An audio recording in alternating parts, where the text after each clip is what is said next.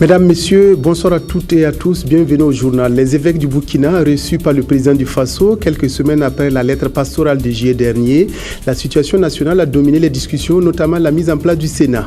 Nouvelle visite du Premier ministre à Dori sur les chantiers du 11 décembre. Béon Luc Adolphe Thiaw a pris le pouls des travaux qui connaissent un bon niveau d'exécution et a encouragé les entrepreneurs à accélérer la cadence. Le RLAC publie son rapport 2012 sur la corruption au Burkina en mettant les citoyens et le gouvernement devant leur responsabilité de s'engager résolument contre le fléau. Ainsi donc, le Conseil permanent des évêques du Burkina a été reçu ce matin en audience par le président du Faso, Blaise Compaoré. L'analyse de la situation nationale dominée par la question du Sénat a constitué la substance des échanges. Les évêques restent fidèles au contenu de la lettre pastorale publiée en juillet dernier. Reportage Adama Koulibaly. Les évêques du Burkina réaffirment leur position contenue dans la lettre pastorale en date du 15 juillet dernier sur la situation nationale.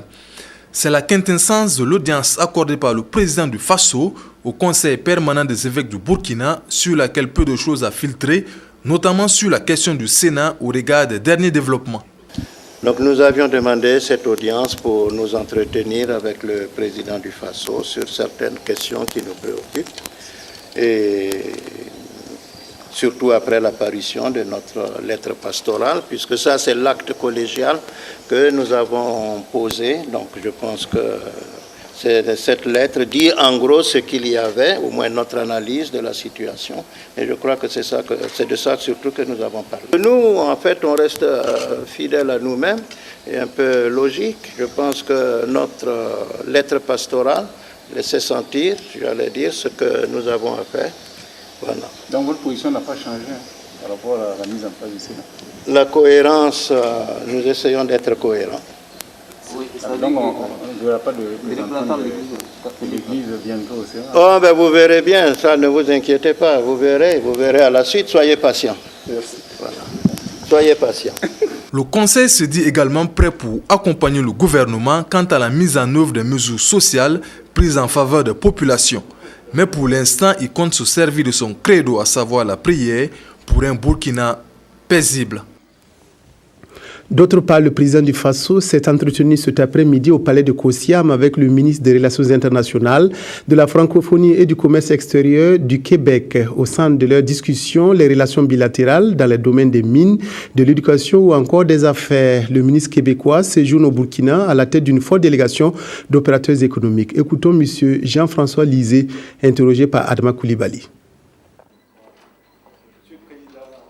Depuis quelques décennies, à la fois pour ce qui est des coopératives financières d'une part ou de l'exploitation minière d'autre part, le Québec est très présent ici, également en matière d'éducation.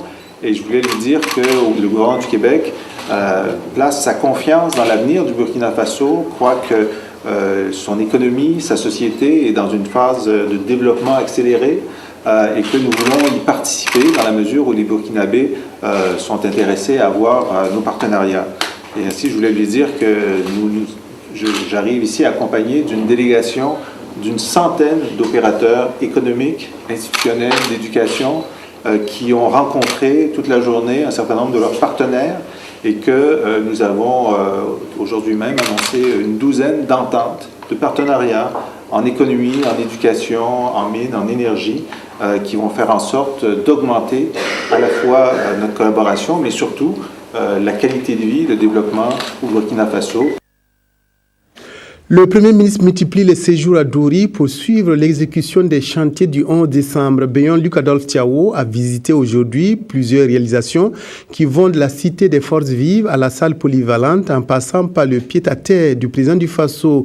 Dans l'ensemble, le niveau d'exécution est appréciable, hormis la Cité des Forces Vives où de nombreuses parcelles attendent toujours un début de construction. Reportage Frédéric-Étienne Bassenga. Le Premier ministre suit les traces des goulots d'étranglement dans la mise en œuvre des chantiers du 11 décembre prochain à Dori. Plus question de répéter les mêmes erreurs constatées dans les fêtes nationales passées. Ici, à la sortie est de Dori, sur le site de la Cité des Forces Vives, Luc Adolphe Thiaw est très attentif. Il prend le temps de bien écouter, apprécie, encourage et donne les instructions. Ne justifiez pas les gens. Celui qui a pris sa parcelle doit savoir comment construire. Voilà, même pas justifié. Dites-leur seulement, moi je dis en fin septembre, si les gens n'ont pas démarré, vous leur écrivez pour dire qu'ils considèrent qu'ils n'ont plus de parcelles. Ouais. Sinon ils vont venir après poser une pierre et ensuite revendre à d'autres personnes, c'est pas la peine. Donc vous cédez ça et vous bloquez. Donc ce n'est plus la peine. On ne peut pas, octobre, novembre, dans 3 mois, ceux qui sont ici, là, on démarre pratiquement depuis le mois de juin. Ils n'ont même pas encore fini. Je ne vois pas comment en 3 mois les gens vont finir les trucs. Vraiment, il faut qu'on évite un peu ce qu'on a connu à Koulibaly. Non loin de là, à une centaine de mètres, les contours du pied-à-terre du président du Faso commencent à se dessiner. Sur ces sites, les travaux sont à un niveau d'exécution de 20% à la satisfaction de Luc Adolphe Thiaw. Un chantier dont la fin des travaux est prévue pour fin novembre. Plus avancée, la salle polyvalente multifonctionnelle, elle, est à un niveau d'exécution de 50%. Et sincèrement dit, je tiens à féliciter l'entreprise qui a mis vraiment toute sa détermination pour que nous ayons un ouvrage en très bonne voie, parce qu'il est allé même jusqu'en Côte d'Ivoire pour amener donc, des ouvriers qualifiés, parce que nous n'en avons pas ici. Je pense que si tout va bien, cette salle sera prête pour le 11 décembre prochain, et je peux vous certifier que ce sera une des meilleures salles que nous allons avoir, du point de vue de l'architecture et également aussi du point de vue de la qualité des travaux. Quant aux travaux de l'axe du défilé et de la place de la Nation de Dori, eux aussi avancent et les entreprises sont à pied d'œuvre pour être dans les délais. Luc Adolphe Thiaw ne s'est pas arrêté là, prenant l'as de Yakuta en construction également et dont le niveau est acceptable. Il s'est rendu à l'aérodrome réalisé à 45% et sur le site situé en bordure du barrage de Yakuta, lieu retenu pour la réception des invités et autres personnalités. Mais pour les jeunes de Dori, c'est surtout la pose de la première pierre du stade régional de l'Est par le Premier ministre qui aura le plus retenu leur attention. On est content, c'est ce qu'on attendait. Parce que quand on avait appris qu'on ne pouvait pas avoir ça, on était dessus. Mais vraiment maintenant, on est très content. On est fiers de ça. Et on remercie le Premier ministre avec les maires. La première pierre a été posée et nous allons nous assurer que la deuxième sera posée dès demain. Parce que comme nous avons eu l'occasion de l'indiquer, c'est quand même un joyau dans le désert, mais un joyau auquel nous tenons tout particulièrement. Les jeunes attendaient cela, ils ont été récompensés dans ce qu'ils attendaient. Et maintenant, nous espérons que les travaux vont pouvoir être diligentés pour que dans les 2 mois à venir, que nous puissions avoir une infrastructure qui pourrait être utilisée à l'occasion des fêtes du 11 décembre. Cette visite des chantiers du 11 décembre prochain s'est achevée par une rencontre entre le Premier ministre et toutes les parties prenantes. Une rencontre qui a permis de relever les difficultés qui restent encore à surmonter, notamment le décaissement des fonds pour les entreprises par le ministère de l'économie et des finances. En marge de la session du comité interparlementaire de l'UEMOA, les membres du bureau du CIP ont rendu une visite de courtoisie au président de l'Assemblée nationale. Les discussions ont porté sur les points à l'ordre du jour de cette session budgétaire qui se poursuit à Ouagadougou. Reportage Anna Lucie Kéré. Les membres du bureau du CIP UEMOA, le comité interparlementaire de l'Union économique et monétaire ouest-africaine, qui tiennent à Ouagadougou, l'autre qu'en deuxième session, ont effectué le déplacement à l'Assemblée nationale pour s'entretenir avec le président de l'institution. Les échanges avec Songalo Apollinaire Ouattara, pour l'essentiel, portaient sur les travaux de cette session budgétaire. C'est vraiment le budget au titre de l'exercice 2014. Et là, nous avons fait les projections, les sous-comités sont en train de les analyser et que dans le courant de la semaine prochaine, nous allons pouvoir boucler l'essentiel de cet aspect qui porte sur le budget au niveau du CIP. Dans la capitale burkinabé, les participants aborderont des questions qui touchent particulièrement le continent. Nous travaillons sur les problèmes de sécurité de notre sous-région. Et vous savez, c'est un problème récurrent parce que l'ensemble de nos pays sont confrontés à ces défis que nous avons le devoir de relever. Pour les représentants des parlements de la sous-région, ils repartent satisfaits de l'audience que le président de l'Assemblée nationale a bien voulu leur accorder. Ils sont d'autant ravis qu'ils ont pu constater que le chef du parlement burkinabé connaît bien les réalités de l'Union. Le président de l'Assemblée nationale a aussi accordé un entretien aux participants de l'émission Tableau d'honneur. Avant cet entretien, les meilleurs élèves du Burkina et leurs accompagnants ont visité l'institution et beaucoup appris sur son fonctionnement. Reportage Ibrahim Guigma. Chacun d'entre eux est une étoile, car c'est bien ainsi qu'on appelle les meilleurs élèves des lycées et collèges prenant part à l'émission de télé-réalité Tableau d'honneur TH. Une émission produite par l'agence de communication Pixelis et diffusée sur les antennes de la radio-télévision du Burkina. Dans les couloirs de la représentation nationale, les étoiles de TH sont venues feuilleter les pages de l'histoire politique du Burkina Faso. Chapitre Assemblée nationale. Aperçu historique de l'institution, questions-réponses sur son fonctionnement, puis vient le moment attendu par les étoiles, l'entretien avec le maître des lieux. Je vais vous demander d'être des citoyens. Et cette citoyenneté repose pour moi sur 3 piliers et je ne cesse de le dire. C'est d'abord le civisme. Ensuite, la civilité et la solidarité. Ce sont des élèves et des encadreurs à la curiosité visiblement satisfaite qui regagnent leur établissement respectif. J'ai appris qu'il y a eu 4 républiques au Burkina Faso et nous avons aussi vu tous les présidents de l'Assemblée nationale depuis sa création jusqu'à nos jours. C'est le conseil qui nous a vraiment prodigué. Je pense que ces conseils-là pourront nous aider un jour à devenir comme son Excellence Apollinaire Ouattara. Et on peut dire que les étoiles de tableau d'honneur sont vraiment nées sous une bonne étoile. Ces élèves ont en effet eu la primeur de recevoir le tout nouveau document édité de l'Assemblée nationale intitulé « L'Assemblée nationale en chiffres ».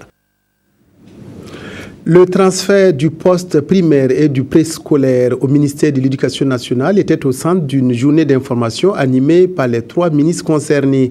La rencontre a permis de lever les inquiétudes quant aux réformes introduites et de repréciser les enjeux et défis de ce transfert qui entre en vigueur dès la rentrée prochaine. Reportage Evelyne Dabiré.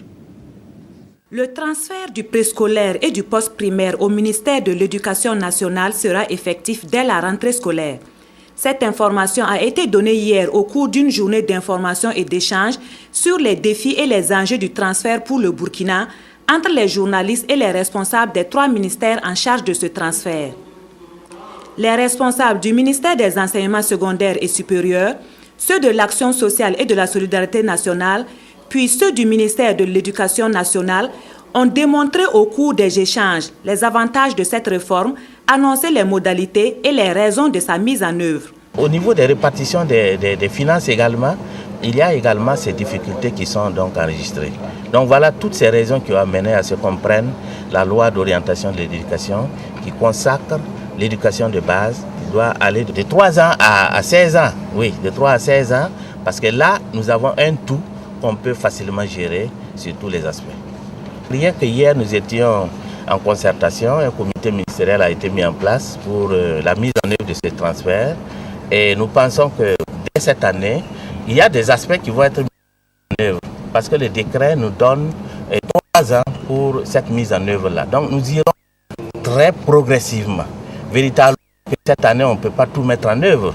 Mais il y a des pas qui vont être faits pour quand même amorcer ce transfert. Un cycle unique de la maternelle à la classe de 3e constituera désormais l'éducation de base. Mais la mise en œuvre de cette réforme rencontre des difficultés. Il n'y a aucune réforme qui n'a pas de problème. Non, toutes les réformes, qu'elles soient bonnes ou pas, en tout cas, ont des problèmes. Ça, il faut qu'on le dise. Et nous n'avons pas perdu de vue cet aspect. C'est pourquoi nous travaillons en concertation avec les partenaires sociaux, qui sont les syndicats, pour que quand même, ils nous soulèvent les grandes préoccupations et qu'au fur et à mesure, nous puissions, en tout cas, les résoudre. Voilà. Sinon, on ne peut pas dire que tout est rose et puis, voilà, tout devrait aller comme sur des roulettes. Mais il y a une réflexion à faire, il y a un engagement à prendre et je pense que c'est ainsi que nous allons réussir. Cette réforme triennale sera totalement opérationnelle en 2016. Mais à terme, quelle sera la dénomination et le type de diplôme sanctionnant ce cycle unique de plus de 9 ans? Le certificat d'études primaires sera-t-il supprimé? Ces questions trouveront réponse dans les curricula à venir. En attendant, le CEP aura bel et bien lieu pour cette année scolaire. À noter que le coût global de cette réforme s'élève à plus de 64 milliards de francs CFA. Il ne suffit pas d'envoyer les filles à l'école, encore faut-il qu'elles y restent possibles. La direction de l'éducation des filles et de la promotion du genre a initié une session de formation intensive en matière d'habilitation et d'appui pédagogique des filles. Concertation pour trouver les stratégies appropriées afin de permettre aux filles de rester longtemps à l'école et y réussir. C'est 12 ans ou Moussissi. À l'École nationale des enseignants de Lumbila, ces filles ont suivi une formation intensive de 2 semaines en matière d'habilitation et d'appui pédagogique. Les travaux ont porté sur les activités pédagogiques, d'éveil, culturel et artistique. Au nombre de 75, issues des classes de 4e passant en 3e, elles viennent des régions du centre-nord et du nord. On a appris à faire les serviettes hygiéniques, les savons liquides et savons durs. On a aussi fait des paniers bitatorés et on a fait le secourisme aussi. On a fait quelque chose en classe. L'initiative est de la direction de l'éducation des filles et de la promotion du genre avec le soutien financier de l'UNICEF. L'objectif général de ce camp, c'est de renforcer les capacités des filles sur le plan pédagogique, mais aussi surtout sur le plan compétences de vie courante. Le secrétaire général du ministère de l'Enseignement supérieur et secondaire a demandé aux apprenantes de tirer profit de ces connaissances afin d'être des modèles pour leurs camarades dans leur établissement d'origine. Les conseils sont prioritairement ceux qui leur ont été donnés par les encadreurs pendant la formation. Il faut donc le programme le prévoit ainsi, non seulement à avoir des connaissances scientifiques pour mieux réussir, mais également des valeurs morales pour pouvoir être dans la société en harmonie avec la société.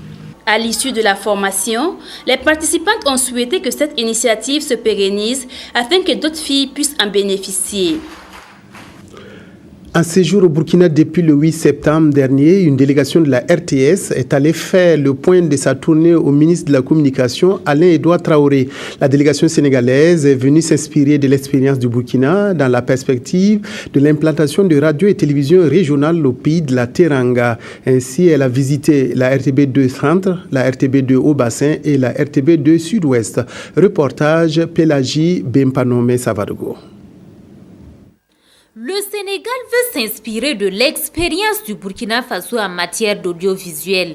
Cette délégation de la radiodiffusion-télévision du Sénégal, présente à Ouagadougou depuis le 8 septembre dernier, a pu s'enquérir du fonctionnement des stations régionales de la RTB. Aujourd'hui, elle vient faire le point au ministre de la Communication, porte-parole du gouvernement. On a visité la RTB2 Centre, ici à Ouagamem. On a visité aussi la RTB2 Haut-Bassin, à Bobo Dioulasso. Puis on a été aussi à Gao, donc une télévision en chantier. Et vraiment, on a beaucoup appris à travers ces visites-là. Une belle expérience pour cette délégation sénégalaise. La voie est ainsi ouverte pour la mise en œuvre du projet d'implantation des radios et télévisions régionales au Sénégal.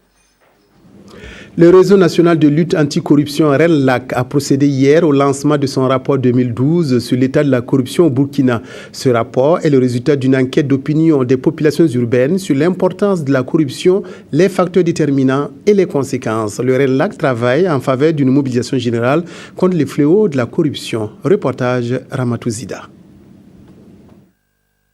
Le rapport 2012 sur l'état de la corruption au Burkina révèle que pour 71% de l'échantillon des 2000 personnes sondées, les agents de l'administration publique exécuteraient les services moyennant une rétribution.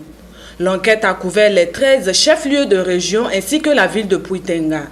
Les résultats confinés dans ce document font un examen des opinions et des expériences de ces populations en matière de corruption et une analyse des mesures appliquées par le gouvernement. De ce rapport du Réseau national de lutte anticorruption, il ressort que le trio douane, police municipale et justice apparaît comme le plus corrompu. Il est évident que si les douaniers ont un bon comportement, l'opinion le reconnaîtra. S'ils ont un mauvais comportement, également l'opinion le reconnaîtra. Et donc je pense que c'est surtout ces questions-là qui sont importantes. On se rend compte que des secteurs comme les secteurs de la justice sont également aujourd'hui touchés par les questions de corruption. Qu'est-ce qu'on fait concrètement pour lutter contre la corruption? C'est là où on ne voit pas le gouvernement. Et donc on s'indigne parce qu'on se dit il y a des actions à faire. À la limite, on peut même commencer par de petites actions. On n'est pas obligé de commencer par de grandes actions. Mais au moins sur le terrain, il faut que certaines personnes soient condamnées, soient sanctionnées. À l'occasion de ce lancement, le rapport 2012 sur l'état de la corruption a été soumis aux institutions partenaires du RENLAC. Pour le réseau, l'ampleur du phénomène mérite que le gouvernement y accorde une attention particulière et engage davantage d'actions contre les corrupteurs et les corrompus.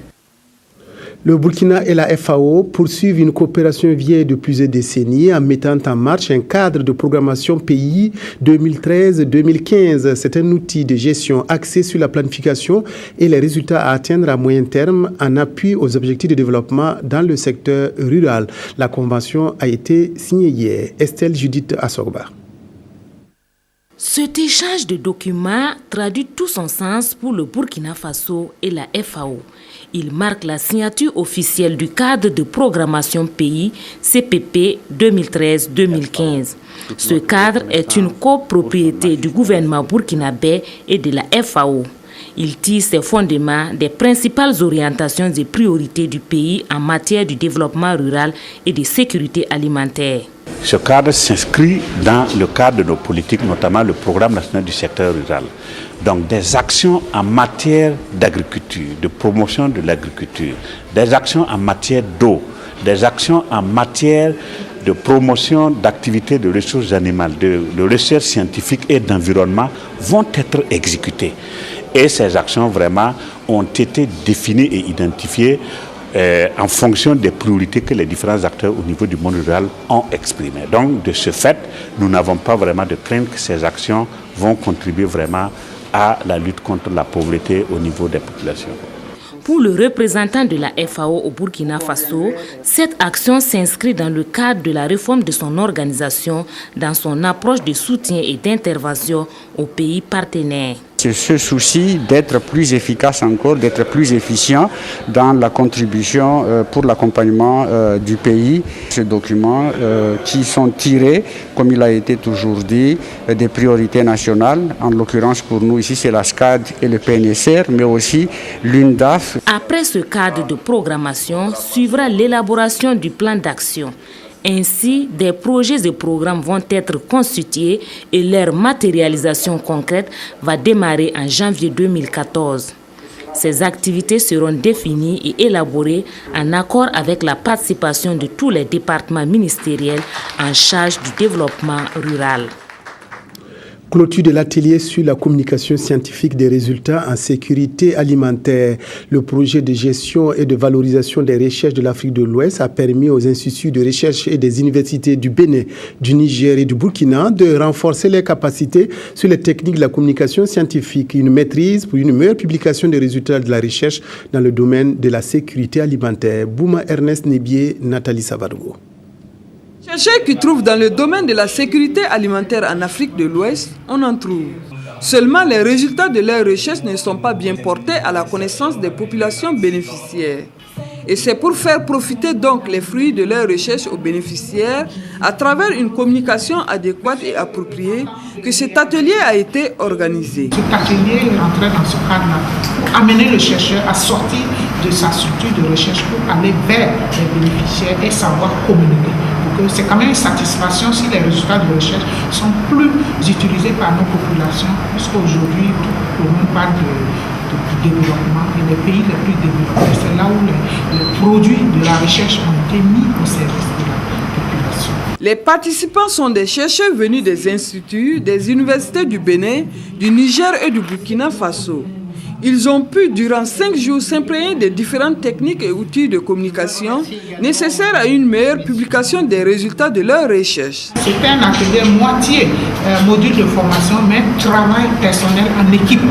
C'était des trinômes, on travaillait vraiment sur les outils, préparer des communications, préparer des plans de communication, préparer des posters. Donc il y a eu des modules depuis le BABA de la communication. On a fait la différence nette entre information et communication. Donc c'est les BABA. Et ensuite aller vers ce qu'on veut en communication scientifique et aborder les différents outils, les différents types de communication, que ce soit la communication interpersonnelle, la communication des groupes, la communication de masse, etc. À l'issue de l'atelier, des recommandations ont été faites. Les participants devront faire profiter cette formation à d'autres chercheurs en organisant des séances de restitution dans leurs institutions respectives. L'importance des semences dans l'agriculture n'est plus à démontrer. Une étude sur la structure des coûts de production des semences a été commanditée par le ministère de l'Agriculture et de la Sécurité alimentaire. Le rapport de cette étude a été validé par une rencontre qui s'est tenue à Ouagadougou. Claudine Bikaba. La sécurité alimentaire a été et reste encore une préoccupation majeure du gouvernement et des acteurs concernés. Un rapport sur la variabilité des coûts et les difficultés qui en découlent a nécessité l'étude sur les semences vivrières commandité par le dit ministère et ce rapport va être validé à cette rencontre. Cette étude a pour objectif de nous aider à mieux comprendre la structure des coûts de production des semences au niveau des producteurs semenciers et nous aider à comprendre les différents flux en termes donc physiques des semences entre les différents acteurs producteurs et d'abord la recherche pour les semences de pré-base, base et les producteurs pour la production de semences certifiées, les laboratoires nationaux de semences, comment est-ce que tout ça, ces flux donc s'opèrent. Le rapport est axé sur 3 points essentiels. Il s'agit de la demande et de l'offre en semences certifiées, l'analyse économique ainsi que le bilan économique et financier de la production des semences certifiées. Elle est très positive pour nous de connaître le coût des produits que les producteurs utilisent en matière sémencière.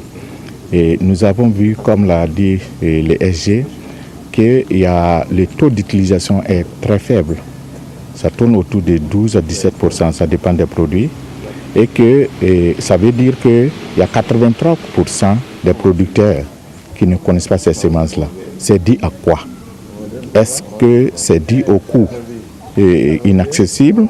C'est dû à d'autres contraintes. Au terme de cet atelier, le gouvernement pourra adopter une politique nationale qui répond aux besoins des producteurs qui entendent vulgariser ces semences vivrières. Permettre aux différents acteurs intervenant dans l'exécution du programme national d'approvisionnement en eau potable et assainissement de comprendre le circuit des dépenses liées à ce programme principal en jeu d'un atelier qui se tient à Ouagadougou. Le ministère de l'eau, des aménagements hydrauliques et de l'assainissement entend ainsi lever les équivoques et les incompréhensions dans les procédures de l'appui budgétaire sectoriel qui finance en partie ce programme. Ramatou Zida. C'est une des recommandations phares du premier conseil d'administration du secteur ministériel du ministère de l'eau, des aménagements hydrauliques et de l'assainissement qui se réalise à travers cet atelier. Permettre à tous les intervenants de la chaîne de mise en œuvre du programme national d'approvisionnement en eau potable et assainissement d'avoir une même vision des procédures. Ce programme qui court jusqu'en 2015 bénéficie de l'appui budgétaire sectoriel de l'Union européenne, du Danemark et de la Suède. Un appui qui couvre 20% du budget du programme, soit 68 milliards de francs CFA. Mais ses partenaires techniques et financiers ont cependant des exigences. C'est vraiment pour que tout le monde ait le même entendement, la même compréhension du circuit de la dépense. Parce que cet appui budgétaire là, se fait par une tranche variable et une tranche fixe. Il faut que tout le monde comprenne. Et l'exécution de chaque tranche a ses exigences qu'il faut respecter pour que vraiment la mise en œuvre du programme soit effective et efficace au niveau des régions. Cet atelier devrait donc permettre aux différents responsables du ministère et ceux de l'économie et des finances d'échanger sur les procédures, d'identifier les difficultés et proposer des solutions pour une meilleure exécution de ce programme. Déjà, les partenaires techniques et financiers ont souhaité la mise en place de maîtrises d'ouvrage déléguées dans toutes les régions. Le Fonds mondial pour l'environnement met à la disposition du ministère de l'Environnement et du Développement durable une somme de 5 milliards de francs CFA.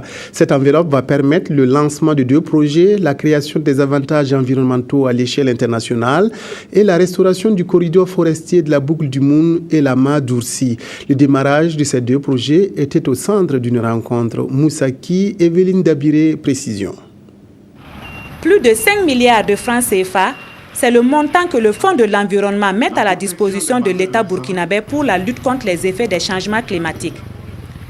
Il s'agit à travers ce financement de créer des avantages environnementaux à l'échelle internationale et de restaurer le corridor forestier de la boucle du Moun ainsi que la Mât d'Oursi dans le Sahel.